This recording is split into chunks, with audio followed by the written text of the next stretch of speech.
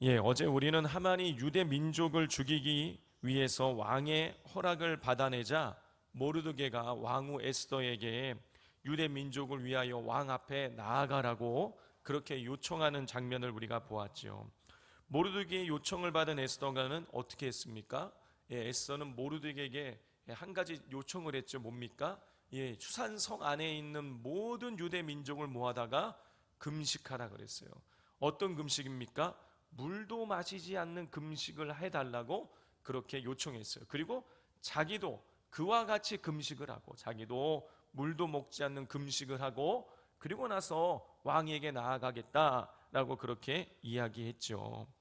자, 그리고 오늘 본문인 5장은 그 이후의 일을 기록하고 있는 거예요. 자, 우리 1절 말씀 한번 읽어보겠습니다. 시작.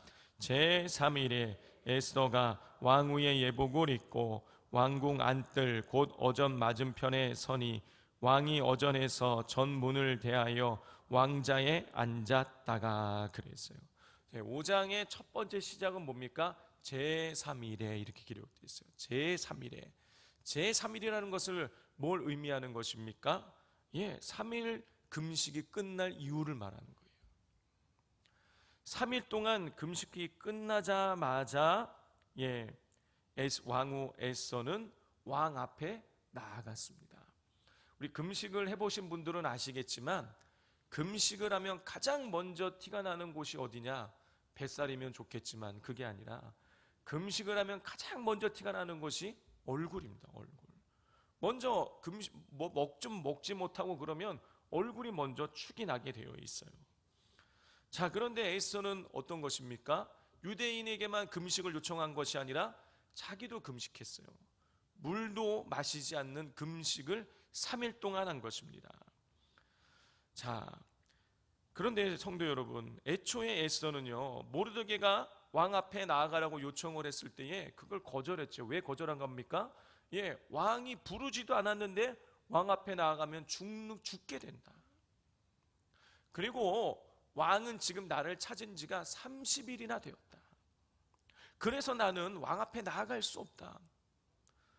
왕이 에스더를 찾은 지가 30일이나 지났다는 얘기는 무슨 뜻입니까? 더 이상 에스더에게 매력을 느끼지 못한다라는 거예요. 자, 그러면 에스더에게 매력을 느끼지 못하는 상태에서 에스더가 왕이 부르지도 않았는데 왕 앞에 나가면은요, 이거는 백발백중 100% 죽게 되는 거예요. 에스더가 살 수 있는 유일한 방법은 무엇이냐? 왕 앞에 나아갔을 때에 왕이 그 손에 들고 있는 그 지휘봉인 금규를 에스더에게 내미는 것, 요렇게 할 때만이 에스더가 살 수 있는 거예요. 자, 그런데 왕이 에스더를 부른 지 벌써 30일이 지나서 에스더에게 매력을 느끼지 못하는 상태에 있기 때문에 에스더가 왕 앞에 나아갔을 때에 금규를 내밀 가능성은요, 거의 없는 거예요. 이런 상황을 우리가 보았을 때에 에스더가 왕의 부름이 없이 왕 앞에 나아가면 왕이 금규를 내밀지 않아서 에스더는요, 죽게 되어지는 것입니다. 자, 그렇다면 왕이 부르지 않은 상태에서 왕 앞에 나아가서 금규를 받으려면요, 어떻게 해서든지 매력적으로 보여야 되는 거예요. 자기를 아름답게 가꾸어야 되는 것입니다. 여성이 자기를 아름답게 가꾸는 데 있어서 가장 중요한 것이 무엇입니까? 뭐 헤어도 중요하고 뭐 여러 가지 중요하지만 일단 피부가 좋아야 돼요. 왜 피부가 좋아야 되는 겁니까? 화장을 잘 먹게 만들기 위해서죠. 화장이 잘 먹어야 잘 그리고 그래야 예쁘게 꾸밀 수 있는 건 아니겠습니까? 자, 그런데 화장이 잘 먹으려면 어떻게 돼요? 피부가 좋아야 돼요. 근데 피부가 좋으려면 어떻게 됩니까? 제일 중요한 게 수분이에요. 수분. 이 수분이 충분해야 이 피부가 좋아서 화장이 잘 먹는 것입니다. 우리 예전에 그 탤런트 중에 그 고현정 씨 있지 않습니까? 예전에 미실, 선덕여왕 때의 그 미실. 그 고현정 씨는 피부 동안으로 유명하신 분인데 그분이한테 어떻게 그렇게 피부가 좋냐 그랬더니 한 겨울에도 히터를 안 튼다는 거예요. 히터를 틀면 이 피부가 건조해져 가지고 피부가 나빠 가지고 히터도 안 튼다 그러는 거예요. 여러분, 이 동안으로 보이고 그리고 이 화장이 잘 먹어서 예쁘게 보이려면 일단은 피부가 좋아야 돼요. 피부가 좋으려면 수분이 충분하게 섭취가 돼야 되고 영양분이 충분히 공급돼야 되는 것입니다. 그런데 지금 에스더는요 3일 동안 금식했어요. 그것도 물도 마시지 않는 금식을 한 거예요. 그런데 오늘 1절에 보면 3일에 제3일에 에스더가 예복을 차려입고 왕 앞에 나갔다라는 거예요. 아니 금식을 했어도 조금 보호식도 하고 좀 자기가 이 회복 시간을 갖고 난 다음에 왕 앞에 나아가야 조금이라도 더 매력적으로 보일 텐데 에스더는요 금식이 3일 금식이 끝나자마자 왕 앞에 나아간 것입니다. 이건 무슨 뜻입니까? 여러분 왕의 부름이 없이 지금 금식이 끝나자마자 왕 앞에 나아간다는 것은요 죽기를 각오했다라는 거예요. 뒤집어서 얘기를 해보자면 하나님 앞에 자기의 생명을 맡겼다는 뜻이죠. 금식 기도하고 나자마자 바로 왕 앞에 나아갔다는 것은요 에스더가 자기의 생명을 하나님께 맡겼다는 뜻이에요. 자기의 생명을 하나님께 맡겼다는 뜻은 에스더가 전적으로 하나님을 신뢰했다는 것입니다. 자, 이렇게 에스더가 자기의 생명을 맡기고 전적으로 하나님을 신뢰하며 나아가자 하나님께서 에스더에게 놀라운 은혜를 베푸셨어요. 우리 2절 말씀을 같이 한번 읽겠습니다. 시작.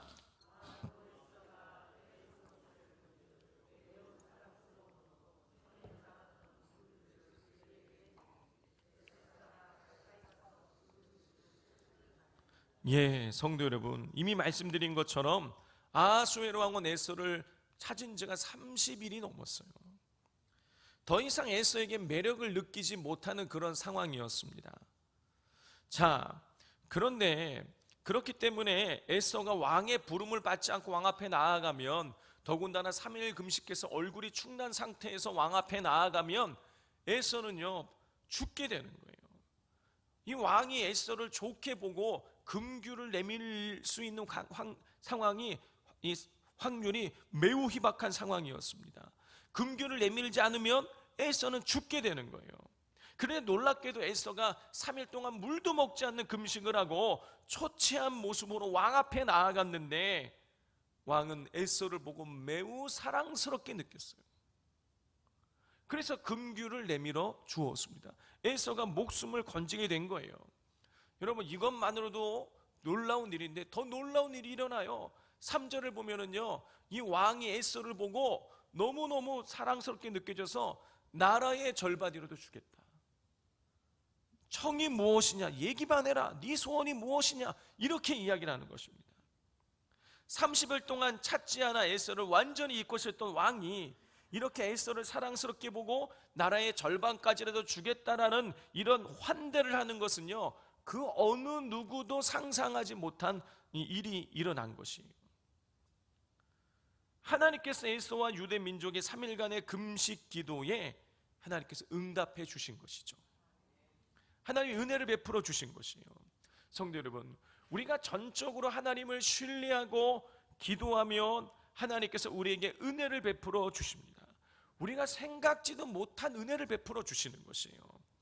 제가 담임 목사로서 사역을 하다 보니까 이 가정 저 가정에 아프고 어려운 사연들을 듣게 됩니다.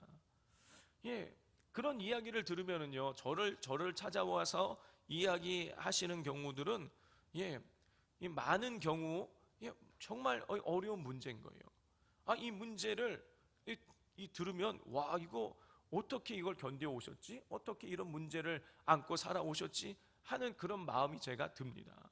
어떻게 제가 그걸 섣불리 제 힘으로 도와줄 수 없을 때가 많아요.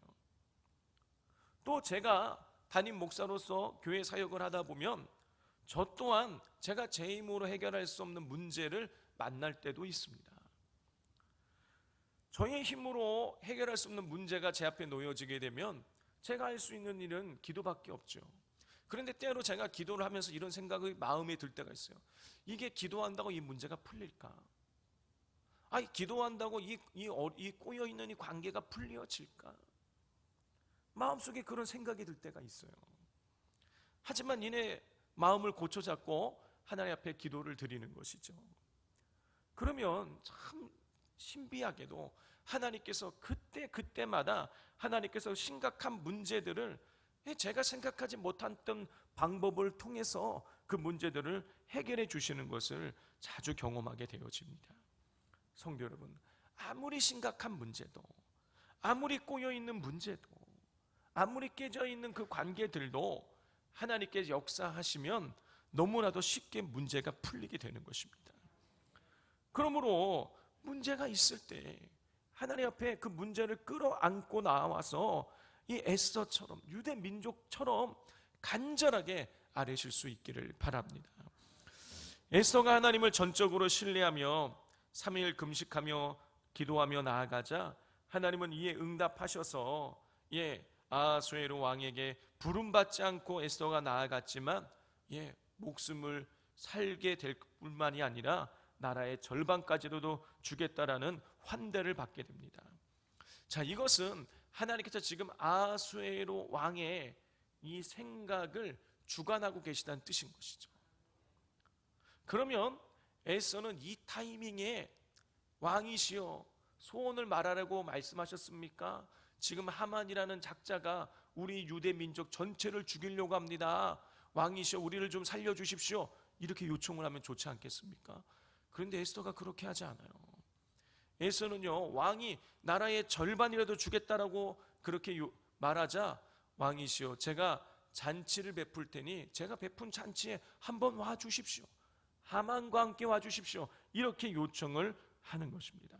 그래서 왕이 에스더가 이 베푼 잔치에 하만이라는 사람과 유대 민족을 죽이려고 하는 이 하만과 함께 같이 참여하게 됩니다. 잔치에 참여해서 왕이 술을 마셨어요.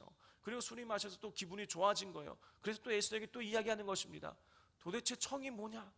나한테 얘기해라. 내가 정말 나라의 절반까지도 주겠다. 이렇게 이야기해요. 자, 그런데 이때 에스더가 또 얘기하지 않아요. 왕이시여 제가 왕에게 요구하는 것은 이겁니다. 우리 8절 말씀 같이 한번 읽어보겠습니다. 시작. 내가 만일 왕의 목전에서 은혜를 입었고 왕이 내 소청을 허락하시며 내 요구를 시행하시기를 좋게 여기시면 내가 왕과 하만을 위하여 베푸는 잔치에 또 오소서. 내일은 왕의 말씀대로 하리이다 하니라 그랬어요. 왕이 두 번째로 나라의 절반까지를 주겠다고 소원을 이야기하라고 그러는데 에스더는요, 내일 제가 잔치를 또 베풀 텐데 그때 또 와주십시오. 제가 내일은 이야기하겠습니다. 자, 이렇게 에스더는 처음 왕에게 나아갔을 때, 그리고 첫 번째 잔치를 베풀었을 때 왕에게 자신의 청을 말하지 않고 유보함으로 왕이 더욱 에스더의 청이 무엇인지를 궁금하게 만들었어요.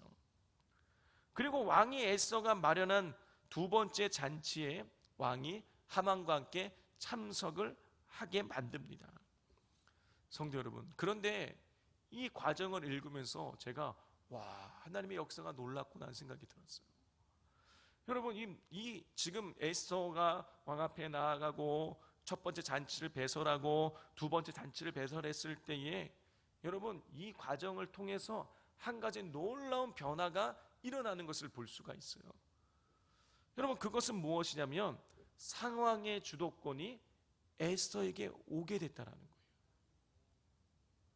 처음에 성도 여러분, 에스더가 왕 앞에 나아갈 때 죽으면 죽으리라는 각오를 가지고 나아갔습니다. 에스더가 살고 죽는 문제의 주도권이 누구에게 있는 거예요? 아하수에로 왕에게 있는 거예요. 아하수에로 왕의 금규를 내밀면 사는 것이고, 이걸 안 내밀면 에스더는 죽는 거예요. 에스더의 생명의 주도권이, 상황의 주도권이 아하수에로 왕에게 있었어요. 그런데 하나님께서 에스더에게 은혜를 베푸시자 에스더에 의해서 지금 왕이 움직여지고 있는 거예요. 에스더가 잔치에 오라고 하니까 오고, 다시 두 번째 잔치에 참여하라 하니 또 두 번째 잔치에 또 참여하는 거예요.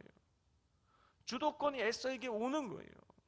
바사 제국 그 어느 누구도 아하수에로 왕을 오라 가라고 마음대로 말할 수 있는 사람이 없어요. 아하수에로 왕을 오라 가라고 그 주도권을 가지고 왕을 좌지우지할 사람이 없습니다. 그런데 지금 에스더는요, 왕에 대한 주도권을 갖고 있는 거예요. 일어날 수 없는 일이 일어난 거예요. 왕이 자기 목숨만 살려줘도 자행이라고 생각을 하고 있는데 이게 어느 한 순간 확 뒤집어지더니 에스더가 상황의 주도권을 가지고 왕을 지금 쥐락펴락하게 된 거예요. 여기서 우리가 간과하지 말아야 될 것은 무엇이냐면 이런 상황의 주도권의 변화가 3일 금식 기도 이후에 일어나게 됐다는 것입니다. 성도 여러분, 기도는 기적을 일으키는 거예요. 기도는 상황을 변화시키는 것입니다. 왜냐하면 우리가 기도할 때 하나님께서 우리를 위해서 일하시고 우리 가운데 역사하시기 때문인 거예요.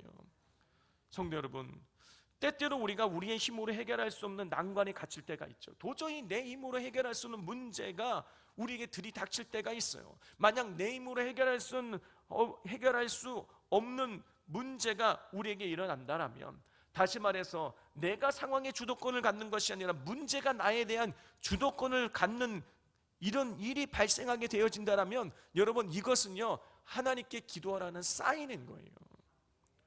그러므로 어려운 일을 만났을 때, 내가 내 힘으로 해결할 수 없는 문제를 만났을 때에 여러분 먼저 기도하시기를 바랍니다. 여러분, 기도하면은요, 기도해서 이 문제가 해결될까? 이런 어려운 문제가 풀릴까? 라는 그런 의구심이 들지만 여러분, 그래도 하나님 앞에 기도하면은요, 하나님께서 우리가 생각지 못한 방법을 통해서 문제를 뒤집어 주시는 거예요. 상황에 대한 주도권을 우리가 갖도록 하나님께서 만들어 주십니다. 여러분, 그런데 우리가 그런 어려운 일이 있을 때에 기도하지 않으면 여러분 문제가 점점 꼬여가게 돼요. 여러분, 기도하지 않고 우리가 우리의 힘으로 살아가려고 하면, 내 지혜로 살아가려고 하면 여러분 결국 망하게 되는 것이에요. 여러분, 이 사실을 오늘 본문에 등장하는 하만이라는 사람이 우리에게 보여주고 있는 것입니다. 하만은 유대인 모르드게가 자기에게 절하지 않자 너무 기분이 좋지 않아서 유대인 전체를 죽이려고 하는 음모를 꾸민 사람이에요. 그리고 왕 다음으로 신하들 중에서는 최고의 자리에 오른 권력자였습니다. 왕의 최측근이었어요. 하만은 신하들 중에 유일하게 또 왕후 에스더가 주최하는 잔치에 2번씩이나 초대받은 것으로 인해서 또 어깨도 또 으슥한 상황이었어요. 모든 상황의 주도권이 하만에게 있었어요. 유대 민족이 사느냐 죽느냐 이미 왕의 조소가 발표된 상황이기 때문에 모든 상황의 주도권이 지금 하만에게 있는 상황이었어요. 그런데 그의 심기를 거드리는 것이 하나 있었죠. 누굽니까? 모르드게예요. 하만은 임금도 왕후도 자기에게 지금 환대를 해주고 자기 편을 들어주는 것 같은데, 모르드게가 있으니까 그게 껄쩍지근한 거야. 저놈만 없으면 내가 너무너무 기분이 좋을 텐데. 왕궁을 드나들 때마다 모르드게가 거기를 지키고 있으니까 모르드게를 볼 때마다 그게 심기가 건드려지는 거예요. 그래서 쟤만 없으면 내가 행복하겠다, 이런 생각이 든 것이죠. 자, 그래서 그런 마음을 품고 있는데, 이런 하만의 마음을 읽은 부인 세레스가 하만에게 이런 제안을 하는 것입니다. 우리 14절 말씀 함께 읽겠습니다. 시작. 그의 아내 세레스와